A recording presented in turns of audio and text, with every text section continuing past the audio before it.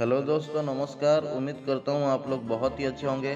दोस्त, आप लोग का बीच में फिर से एक स्टोरी लेके हाजिर हूँ। ये स्टोरी है ज़्यादा गुस्सा करने वाले की। ये कहानी है एक छोटी सी बच्ची की। बात बात पे गुस्सा होता था। वो छोटी सी लड़की जब गुस्सा होता था वो नहीं देखता था कि मेरे सामने कौन है। उसका मन में जो आए बोल देता था और उसके हाथ में जिसी भी चीज लगे नीचे गिरा देता था। उस लड़की का माँ बाप बहुत परेशान हो गए। उनको समझ में नहीं आता था कि क्या करे। उनका माँ बाप ने बहुत कोशिश किए अलग अलग तरीका से समझाने की, पर वो लड़की समझने की नाम ही नहीं ले रही थी। फिर एक दिन की बात है, उस छोटी सी बच्ची की माँ ने उसकी ट्यूशन टीचर से बात की, क्योंकि वो ट्यूशन टीचर सभी बात सुन रही थी उसकी माँ की। फिर उस ट्यूशन टीचर ने उनकी माँ की बात को सुनते हैं और उनको बोलते हैं, आप घबराइए मत, बस कुछ ही दिन के बाद आपका बेटी का गुस्सा ठंडा कर दूंगी। उस बच्ची की माँ को कुछ समझ में नहीं आया, फिर भी सोचने लगता है कोशिश करने में क्या जाता है। फिर उस दिन रोज की तरह वो टीचर आया और क्लास शुरू होने वाला था। उस बच्ची को टीचर ने कहा, आज कोई पढ़ाई नहीं होगा, एक गेम खेला होगा। बच्ची ने गेम के नाम सुनकर बहुत खुश हुई।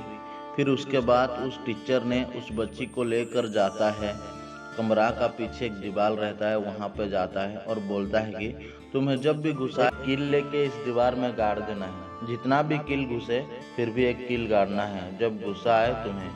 फिर बच्ची ने पूछती है, इसे क्या होगा मैम? तो टीचर बोलते हैं, ये हमारा गेम है, अगर तुम जीतती हो तो तुम्हें प्राइज मिलेगा। ठीक वैसे ही किया जैसे उस टीचर ने कहा था।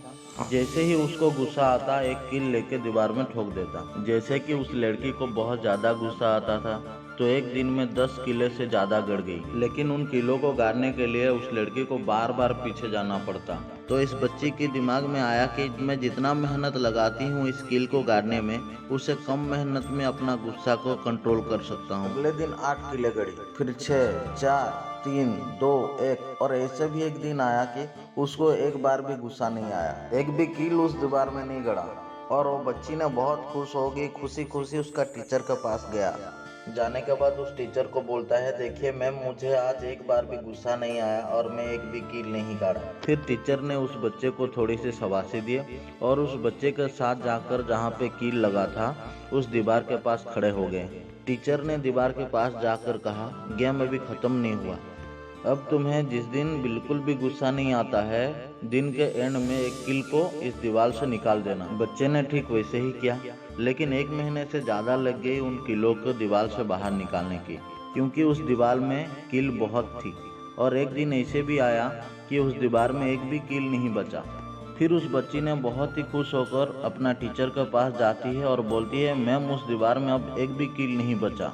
फिर उस बच्ची के टीचर ने उस बच्ची के साथ जाकर दीवार के पास खड़ा होकर देखता है, उस दीवार में एक भी कील नहीं है।